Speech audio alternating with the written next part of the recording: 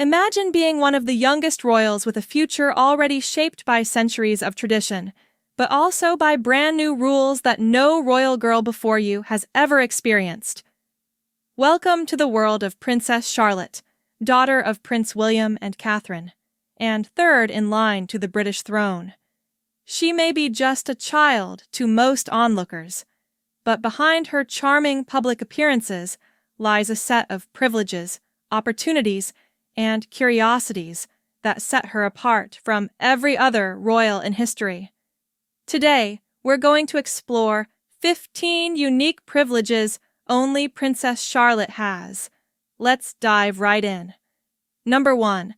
She's the first British princess who can't be leapfrogged by a younger brother. For centuries, younger sons automatically jumped ahead of their older sisters in the line of succession, a tradition known as male preference primogeniture. That all changed with the Succession to the Crown Act of 2013, which declared that birth order outweighs gender. Princess Charlotte is the very first female royal to benefit from this rule. She stays ahead of her younger brother Prince Louis in the line of succession, even though, historically, he would have outranked her. Critics of the old system say it was wildly outdated, so Charlotte's position is often cited as a major step forward for gender equality in the monarchy. Number 2. Her official royal title can evolve in unprecedented ways. Right now, she's styled as Her Royal Highness Princess Charlotte of Wales, but depending on future circumstances, she may inherit additional or alternative titles.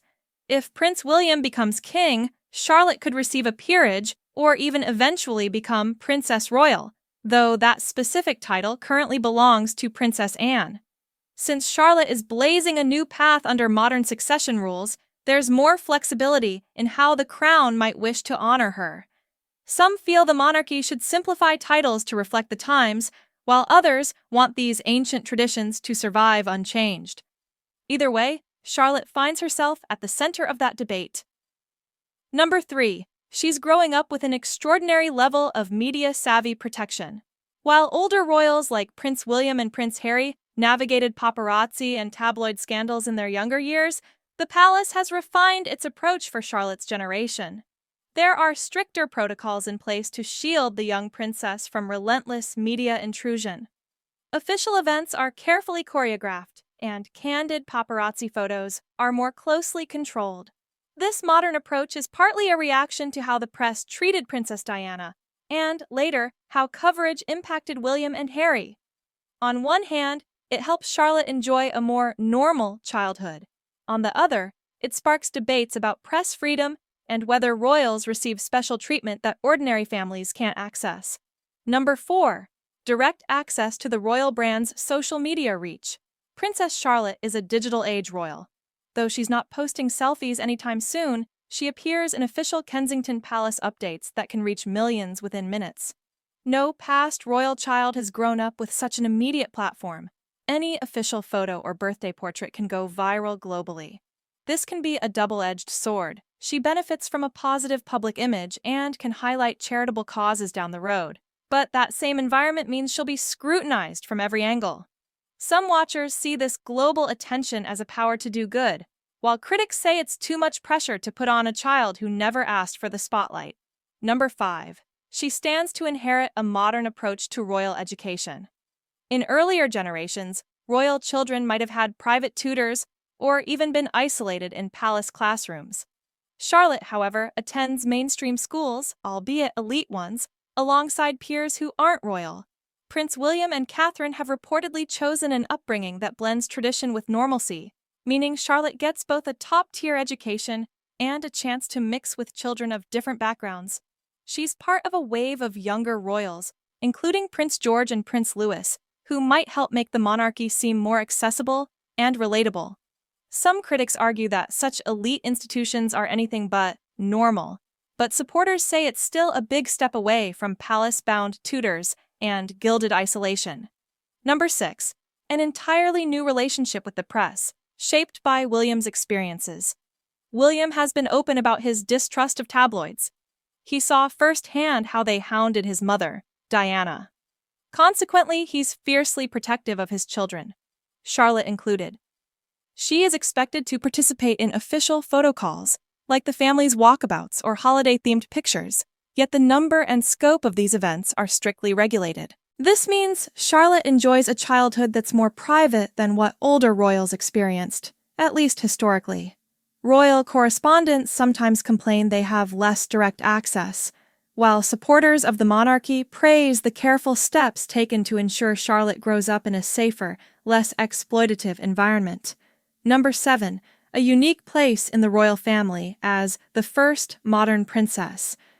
Princess Charlotte is often dubbed the monarchy's first modern princess because of the new legal and social norms that surround her. She's living in a Britain that's more openly critical of monarchy, more diverse in its viewpoints, and more financially transparent about the sovereign grant and royal spending. Charlotte's every move is interpreted through this lens. Whether she's wearing a fashionable coat or giving a polite wave at a public event, tabloids and social media light up. The monarchy hopes that Charlotte's genuine charm might bridge the gap between centuries of tradition and a modern, evolving Britain. Detractors, though, say putting so much weight on a child's shoulders is a risky gamble for the royals' relevance. Number 8. Official ceremonial duties await, potentially sooner than we think. While Prince George is the direct heir, Charlotte will also have a role in supporting the crown. Think about major state occasions, trooping the color, royal tours, or even coronations. Because she ranks so high, she'll often be front and center alongside her parents and siblings. Historically, spare royals, those not first in line, have had varied roles. Some took on extensive public duties, while others faded into semi-private lives. Given the smaller pool of working royals nowadays, Charlotte may find herself with a significant workload as she reaches adulthood. Whether this suits her personality or not is something we'll only discover in time. Number 9. A bigger focus on women's empowerment within the royal family. Charlotte's position exemplifies the monarchy's evolving view of women in leadership. She could become a prominent figurehead for charitable initiatives focusing on girls' education or women's issues, much like Princess Diana championed humanitarian causes. Princess Anne has been known for her charity work, but she was never as close to the throne as Charlotte is now. This unique status could amplify Charlotte's voice in a sphere that, for centuries, was overwhelmingly male-dominated. Critics of the monarchy might say that real women's empowerment doesn't come from inherited privilege, but from structural reforms across society. Nonetheless, Charlotte stands poised to challenge some of the old assumptions about what a British royal daughter can achieve. Number 10. Inheritance of iconic heirlooms. Although the distribution of royal jewels and personal property can be complex, Princess Charlotte is set to receive some historic keepsakes that typically go to senior royal daughters. Rumor has it she may eventually inherit certain pieces closely associated with Princess Diana or other iconic royals. Some watchers speculate about whether she'll wear the Spencer tiara on her wedding day, or if she'll don famous family pearls or diamond necklaces for state occasions. For the monarchy, showcasing these pieces is a way of linking past, present, and future. For critics, it's proof the royals remain enthralled by wealth and pomp in an era of calls for economic equity. Number 11. A potential role in shaping future monarchy reforms. Because the monarchy is under growing pressure to modernize, think about how Prince Harry has publicly questioned certain aspects of royal life. By the time Charlotte comes of age, changes could be in motion. Whether it's downsizing the working royals, altering financial arrangements, or adjusting protocol, Charlotte might have more input than previous princesses ever did. She's well-positioned to become a bridge figure, advocating for a monarchy that's relevant to younger generations.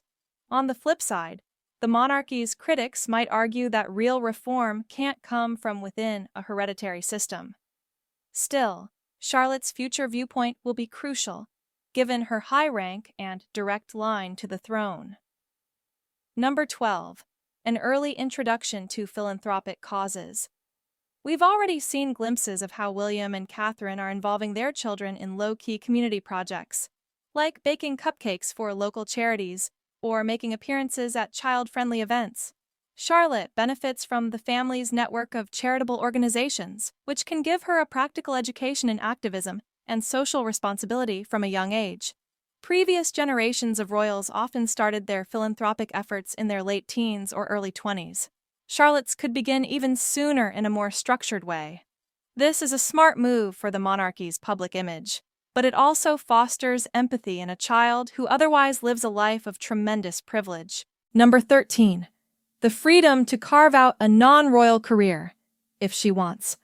Although Charlotte's high rank suggests she'll remain firmly in the royal fold, the family's approach to her Uncle Harry and Aunt Meghan, before their departure, demonstrated a willingness to let certain royals try new ventures. Even Princess Beatrice and Princess Eugenie have day jobs. It's possible that if Charlotte decides she wants to pursue a profession outside of full-time royal duties, the door is more open than it would have been for a princess in past centuries. That said, the monarchy will likely want her to maintain a significant public role. Some people see this flexibility as a testament to how the royal family is modernizing. Others doubt that a princess so close to the throne will be allowed anything resembling a regular job. Number 14. A closer bond with potential future monarchs her own age. Because the royal family has multiple children all growing up simultaneously, George, Charlotte, Louis, plus cousins, Charlotte is part of a new wave of royals who can share experiences from a young age. This group dynamic is somewhat different from previous generations, where age gaps and private schooling often kept royal siblings or cousins apart. The result could be a more united front in the public eye, with Charlotte playing a significant part. It might also mean that behind palace doors, these royal kids are forging tight-knit friendships that will influence how the monarchy evolves. As usual, critics question how normal these relationships can be, given their lavish upbringing, but fans find it refreshing to see more natural sibling and cousin bonds on display. Number 15.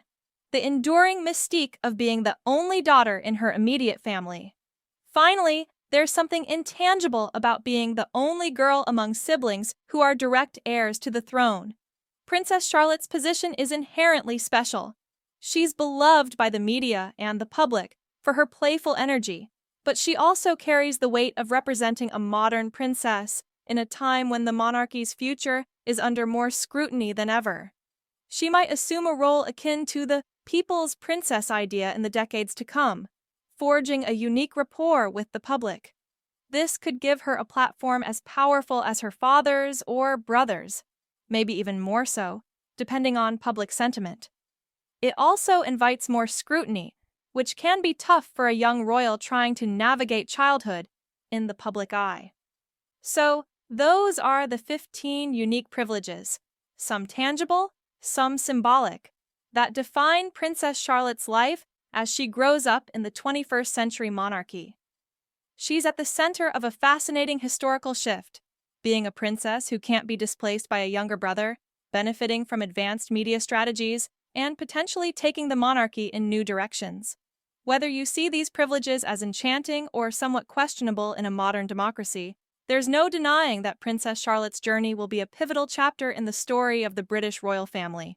Which of these surprised you the most? Let us know in the comments. And if you found this peek into royal life interesting, don't forget to like and subscribe for more deep dives into everything from centuries-old traditions to the newest twists and turns in palace life. Thanks for watching, and see you next time.